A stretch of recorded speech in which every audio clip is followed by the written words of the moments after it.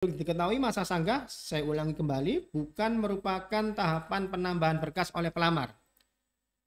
Tetapi pelamar boleh memberikan penjelasan tambahan melalui link Google Drive. Loh, katanya tidak boleh nambah berkas, kok disediakan link Google Drive? Link Google Drive itu tidak untuk menambah berkas yang dikoreksi, tapi memperkuat alasan sanggah. Contoh nih. Jadi pada saat kemarin dokumen yang diupload, dia itu posisinya pada masa jeda akreditasi. Jadi katakanlah dia lulusnya September 2022. Dia lulusnya September 2022. Tetapi akreditasinya terakhir itu Juli 2022. Sehingga ada kekosongan akreditasi pada Juli, Agustus, September karena dia baru lulus September. 3 bulan ini kampusnya tidak terakreditasi. Kemarin dia melampirkan berkas sanggah kemarin dia mengupload dokumen akreditasi itu di Juli 2022. Lah, kemudian sama panitia di TMS dianggap tidak sah karena tidak mengunggah berkas akreditasi pada saat kelulusan. Nah, gunanya link Google Drive itu. Jadi dia ngupload sesudahnya dan ngupload sebelumnya, jadi ada bukti, ada jeda 3 bulan, sekitar 3 bulan sanggah, 3 bulan sanggah. Akhirnya kami menjadi terjelaskan. Oh, ternyata ini memang dia pada masa jeda akreditasi. Kalau pada masa jeda akreditasi itu berarti menggunakan sanggah pada tahun atau pada akreditasi sebelumnya. Jadi boleh pakai Juli meskipun dia lulusnya September, dia masih boleh pakai yang Juli seperti itu. Sudah ya? Ya, jadi penjelasannya seperti itu. Jadi link Google Drive itu hanya untuk menambah penjelasan saja, menambah penjelasan berkaitan dengan jeda akreditasi. Itu contohnya. Lanjut slide berikutnya. Nah, ini contoh-contoh ya, contoh-contoh kesalahan pada seleksi administrasi. Nah, ini contoh. Jadi kemarin kan ada dokumen lamaran tuh, sama ada dokumen surat pernyataan 5 poin itu. Jadi ini ada salah satu pelamar, atau mungkin bisa dibesarkan operator bagian bagian kode seri materainya di kanan bawah itu. Jadi kemarin ini salah satu pelamar itu memakai materai yang sama pada 2 surat pernyataan yang berbeda. Ya, bisa dibesarkan yang materai kanan bawah itu. Coba. Jadi dia nomor serinya sama, kurang naik lagi, yang pas materainya itu, ya itu ya kelihatan ya, materainya itu nomor seri berapa itu, FCAL KH 1547542 yang sebelah kiri, yang surat lamaran, yang sebelah kanan, yang surat pernyataan 5 poin itu juga sama. Ya, jadi tanda tangannya yang satu agak turun sedikit, yang atas agak digeserkan ke kanan sedikit. Jadi berkas yang berbeda menggunakan materai yang sama. Ya nggak boleh yang kayak gini nggak boleh. Ini kami anggap tidak memenuhi syarat karena dia memakai materai tempel. Ketentuan materai tempel itu kalau nggak salah baru akhir-akhir itu dibolehkan pelamar ini menggunakan materai yang sama. Nggak dilim ya, ditempel gitu aja. Seolah-olah tanda tangannya berulang, tetapi nomor serinya sama. Ya, jelas karena kalau materai itu sama kayak mata uang ya, dia nomor serinya pasti berbeda. Ini contoh yang pertama. Lanjut slide berikutnya. Ini contoh kedua. Contoh kesalahan yang kedua apa? Sertifikat akreditasi tidak terlampir, skor TOEFL tidak memenuhi syarat. Ini dibesarkan yang kanan atas. pada kolom unggah sertifikat akreditasi dia hanya melampirkan apa itu? Biodata mahasiswa. Ya. Jadi pelamar itu tidak melampirkan akreditasi baik kampus ataupun program studinya. Dia melampirkan biodata mahasiswa. Tentunya kami panitia tidak tidak bantu ngecekin ya. Jadi ini kampus ini dulu prodinya atau juru kampusnya pada saat lulusan akreditasinya apa, itu kami tidak bantu ngecekin. Nah, itu dia contohnya, itu dia dokumen yang diupload adalah pada dokumen akreditasi dia mengupload dokumen biodata mahasiswa. Kalau yang bawah itu yang bawah dibesarkan, yang TOEFL. Nah, tolong operator yang bawah, yang bagian TOEFL. Nah, TOEFL itu harusnya apa itu PBT ya? 293. Karena kalau sesuai dengan persyaratan harusnya minimal berapa kalau PBT? 425.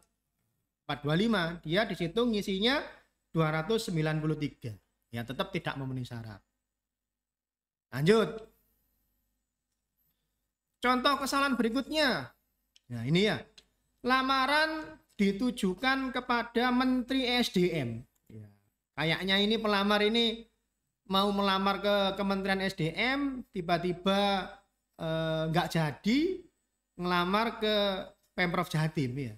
Dibuat tanggal 22 Agustus kepadanya yang terhormat Menteri SDM. Nah, bukan kepada PJ Gub Jawa Timur. Ya, ngelamarnya kemana, ngirimnya kemana? Ya, jelas kami TMS. Itu yang bersangkutan materinya serinya pakai materai elektronik, tetapi lamarannya ditujukan ke Kementerian SDM. Juga berkaitan dengan surat pernyataan 5 poin. Ya, kalau di kita surat pernyataannya 5 poin, ini pelamar pakai surat pernyataan 12 poin. Ya, pakai 12 poin. Ini kalau nggak salah 12 poin itu pakai formatnya BKN kalau nggak salah ya. Pakai formatnya BKN atau pakai formatnya Kementerian SDM. Nah, contoh kayak gini juga salah satu yang membuat tidak memenuhi syarat. Lanjut slide berikutnya.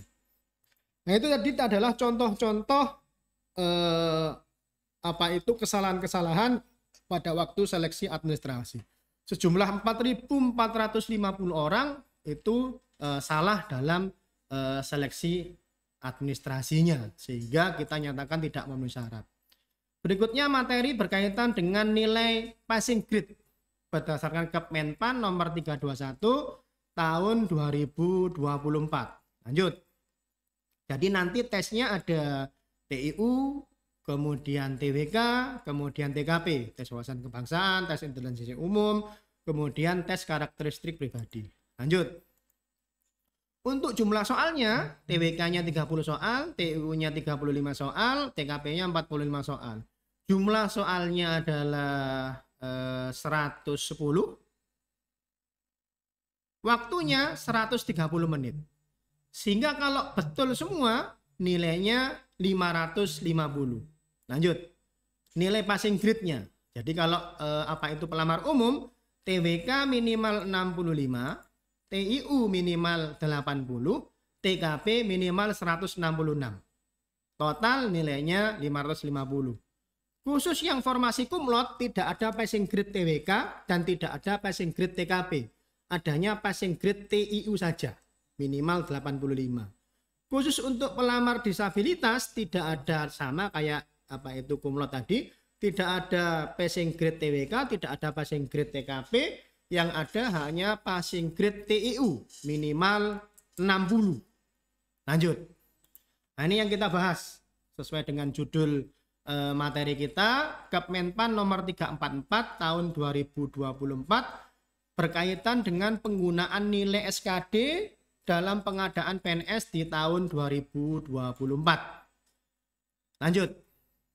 Nah, ini di fitur di aplikasi SSCSN itu pelamar bisa memilih atau klik tombol itu ya. Gunakan nilai SKD tahun 2023. Nah, yang sebelah kiri itu pelamar nilainya 355. Yang kanan nilainya 402. TWK 85, TIU 80, TKP 190. Kemudian yang kanan itu TWK 85, TIU 120, TKP 197. Dua orang ini boleh memakai nilai di tahun 2023. Nah, dia itu semuanya itu memenuhi passing grade semua. TWK, TIU, TKP, meskipun nilainya katakanlah kalau 355 ini kan dari ke 550 kan rendah ya. Meskipun nilainya 355, tapi kalau saingannya tidak ada, seperti yang tadi slide yang jumlah pelamar kurang dari formasi, nggak apa-apa, pakai nilai SKD 2023 aja. Tapi kalau yang ngelamar 900, ya ikut tes lagi aja. Sedangkan kalau yang contoh tuh yang kanan nilainya 402, nilai 402 ke 550 sama sebenarnya. Nilainya apa itu cukup rendah ya, nilainya cukup rendah karena rata-rata kalau lulus itu di atas 450, tapi dia sudah tahu saingannya apa itu tidak lebih dari jumlah formasi, kami sarankan untuk pakai nilai SKD tahun 2023 saja. Pelamar pengadaan PNS tahun 2024 dapat menggunakan nilai SKD yang diperoleh dalam seleksi pengadaan PNS tahun 2023 dengan ketentuan. Ya, ketentuannya ada A, B, C, D, E, F. Ada 6 ketentuan. Ketentuan yang pertama, NIK-nya sama dengan yang digunakan tahun 2023. Ketentuan kedua, jenjang pendidikannya sama dengan yang digunakan tahun 2023. Tahun 2023 ngelamar formasinya hukum, ya tahun ini harus hukum. Tahun 2023 ngelamar formasi pertanian, ya tahun ini harus pertanian. Ketentuan ketiga, melamar pada jabatan yang sama atau berbeda pada seleksi. Jadi melamar jabatan sama atau berbeda nggak apa-apa. Ketentuan C ini ya. Jadi yang penting pendidikannya sama. Jabatannya lain nggak apa-apa. Tahun lalu analis data dan penyaji informasi, persyaratan S1 teknik komputer. Tahun ini PKSTI, PKSTI itu singkatannya, penata kelola sistem teknologi dan informasi ya. Itu kan jabatannya beda. Tetapi syaratnya sama-sama S1 komputer boleh. Jadi yang penting pendidikannya sama. Kalau jabatannya berbeda nggak apa-apa. D. Pelamar pada instansi yang sama atau berbeda. Dulu ngelamar kementerian, sekarang ngelamar Pemprov Jatim. Dulu ngelamar pemerintah kabupaten kota, sekarang ngelamar Pemprov Jatim. Boleh.